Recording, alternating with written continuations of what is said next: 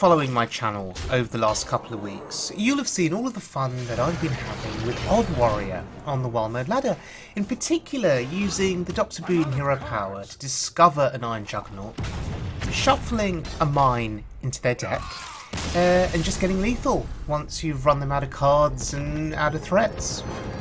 And that's been a huge amount of fun for me with Odd Warrior, and it's helped me to rank up, but I've really missed playing Hunter over the last few weeks. And Duwin is a player that a few months back I credited for getting me back into playing Hunter, rediscovering my love for the Hunter class. And I've been following him on Twitter, and recently I came across this interesting deck combining secrets with some pretty cool beasts. And in particular, your two key cards, I guess, are Zul'jin and Kathrena. And I've therefore dubbed this deck the Zul'jin deck. So pretty much a straightforward deck to play to begin with. You want to get your Mad Scientist down on the board. Mad Scientist, by the way, from Naxxramas in 2014. Still one of the best value cards in the entire game. So 2 cost, 2/2, Death Rattle, put a secret in play. That's pretty awesome. This deck runs Spellstones, so once you've played your secrets at the start, hopefully you've got a Spellstone or 2 in hand and you're buffing them. Spellstones have been nerfed recently, so they now cost 6 rather than 5, but hey, they're still pretty good value. 4 3/3 wolves for 6 is still nice. This deck also plays Deathstalker Rexar for that infinite zombie beast value, but you want to consider playing Zul'jin before you play Rexar. So you play Zul'jin, you get all those secrets back into play. Maybe if you're lucky, you get a Spellstone cast as well. Take advantage of the Zul'jin hero power for a couple of turns. You can actually target minions with it. And then play Rexar and get your value. And if that's still not enough, maybe you play Kathrena and she brings out a King Crush and you find lethal that way. So let's have a look at this deck in action on the Wild Mode ladder. And we're going up against a Hunter. Now, Mech Hunter has become incredibly popular over the last few weeks. Been facing a lot of Mech Hunters and been steamrolled a lot by them. So, Mad Scientist in hand is pretty good, Secret in hand is decent, that buffs the Spellstone, and we even have a Taunt. So if this is Mech Hunter, I'd say we're in a pretty good position. Didn't have a turn 1 play. That's interesting. So I'm going to coin the Scientist here. I think getting it on board is very, very important. And in this instance here, if he is... Oh, yep. He is a Mech Hunter. Having the Scientist on board lets us get a favourable trade in this particular situation.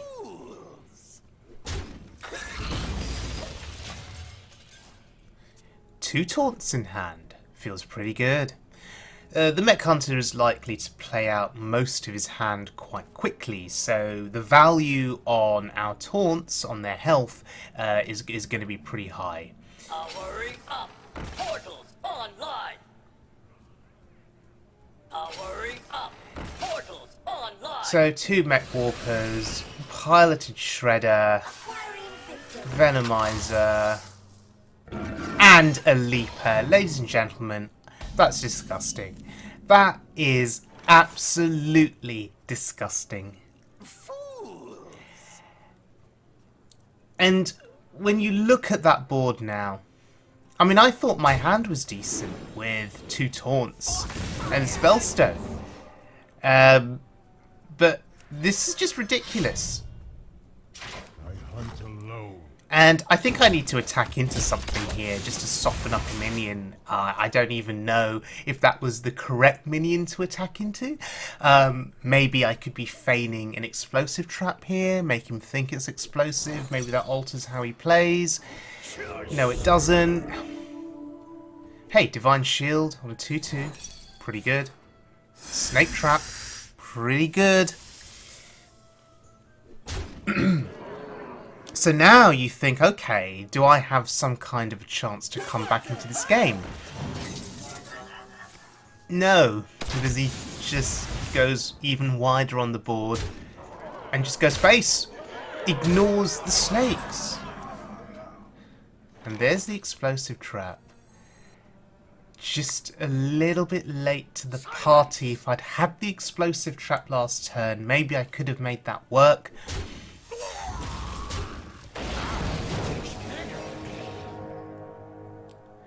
Okay. We can still clear this board.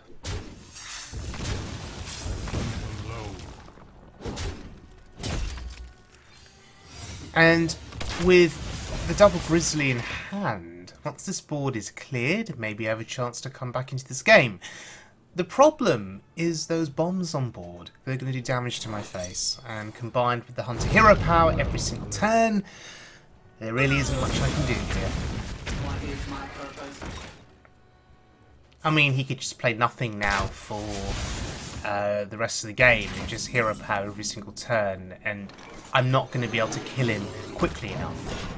I mean, if we were at a point where we could play Zul'jin, then I could get the armor, and maybe that would help me survive for a bit longer. But 2 more turns of hero powering, and we're simply dead. In any other situation, this would be a pretty good board. It's just if we had a higher health total. If we had a little bit more health, then we would win this game, because he'd be out of threats from hand. But that's the power of Mech Hunter, ladies and gentlemen. It can just end games incredibly quickly. But he drew amazingly well at the start. Double Mech Warper. Lots of mechs on board. Discounted. Feels bad.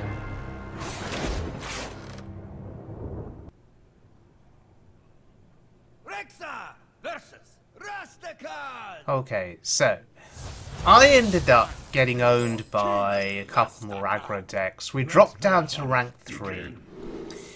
Going up against the Shaman here. Now, we have the Spellstone in hand. I'm keeping it. Duwin, if you're watching this, can you tell me, is that the correct play? Was this a good mulligan for me? Because Spellstone costs 6, right? When it cost 5 before, you could sort of understand keeping it in hand if you had a secret or 2, but it costs 6. We don't have the coin. It's going to be a little while before we can actually play it. So, is it still correct to keep? Or should I be mulliganing more aggressively for, let's say, a mad scientist, for example? It's interesting, right? Double explosive trap in hand. And I'm going to play one just to buff the Spellstone. Not that we're going to get any value from anything dying on board here that's significant, but playing it to buff the Spellstone I think is reasonable. Double explosive trap in hand. If we'd had double explosive trap in hand in that previous game against the Mech Hunter, I think that outcome would have been very different.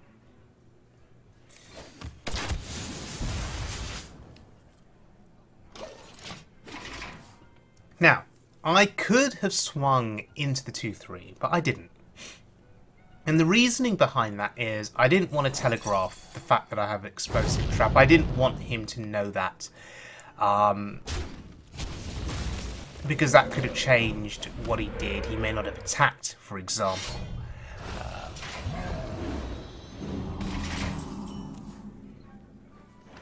But he hero powers again, and he gets another healing totem. That's just mental.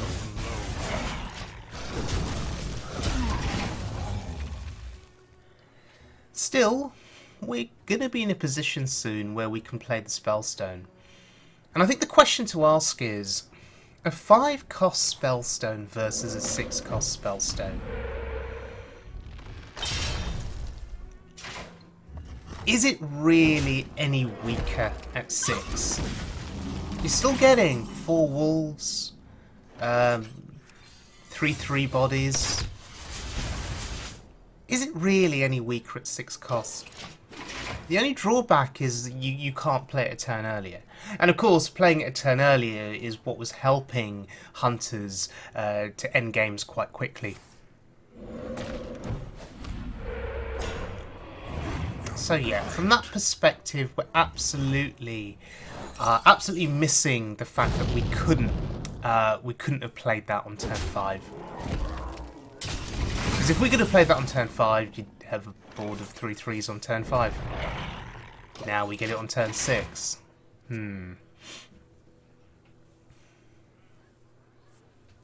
Oh well. If he finds a way to clear this board...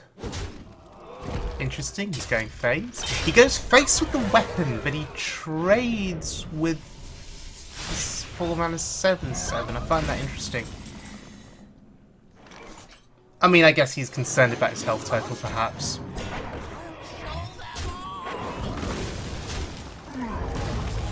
We have another weapon in hand, so it's fine to swing face.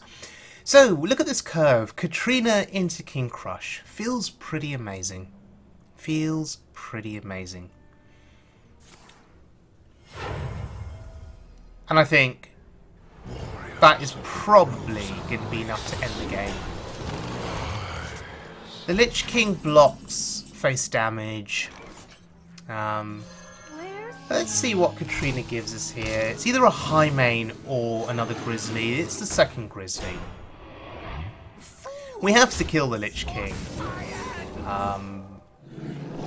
Maybe there's a temptation to leave it up due to Freezing Trap, but then he may not just attack with it, and then he gets another Lich King card, and that'd be bad for us. Elements I like, totems I love. Interesting that we haven't seen any devolves yet in this game. So, King Crush is not lethal. I mean, I could just play it and go all face. Put him down quite low. But I'd rather wait. If I'm going to play King Crush, it is to get lethal, or to enable lethal on a particular turn.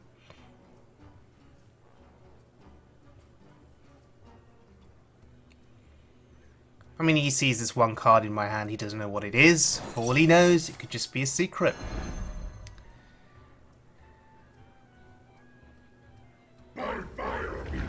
Okay, Ragnaros. Not really going to help him here. Oh, his rag is a clever rag. His rag went face. But speaking of face, there's King Crush. May as well just get the high main out, which I believe is the final beast in the deck. And yeah, beating an even shaman feels pretty good. Okay, so Duwin's Zul'jin, Secrets Hunter. That last game, I think, really did showcase the power of the deck. You got to see the secrets in action, you got to see a Spellstone, you got to see Kathrena do her thing, you got to see King Crush do his thing. What you didn't get to see was Zul'jin, and you didn't get to see Deathstalker Exar, which I think tells you something. Without those two cards, the deck is still pretty powerful. Had the game gone on any longer, drawing into Rexar, drawing into Zul'jin would have been enough probably to see out that game and still get the win. So, Subject 9. I've played a few games with this deck, and I have not yet had an opportunity to play Subject 9. In fact, I've hardly ever drawn into it. So, could we cut Subject 9 from this deck? I know when I've played previous iterations of Duwin's Hunter deck, Subject 9 has always been amazing for me because you play Subject 9, often with Cloaked Huntress, play loads of secrets, buff your Spellstones, play the Spellstones, win the game.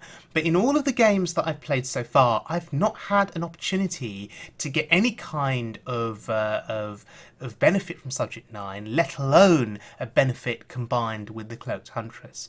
But then I guess I just need to play a few more games to experience that. So thank you very much for joining me, everyone. I hope you enjoyed this video, and if you did, give me a like, give me a subscribe. We are approaching 1,500 subscribers. That's incredibly exciting, and as we get closer to that, I feel that another giveaway is going to be on the horizon. Now, my next video will feature Odd Paladin on Wild Mode. I believe I've yet to feature that deck on my channel, and it's been doing very well for me on the ladder. My target this season is just to get rank 1, and Odd Paladin has got me as far as rank 2 and 4 stars. So we're gonna see if we can get rank 1 with it. Quick games, relatively fun, and not really missing level up at all. So yes, do watch out for that. That will be my next video, probably dropping within the next 24 hours or so. So until then, take care, and hopefully you all have good RNG as you traverse the Wild Mode ladder.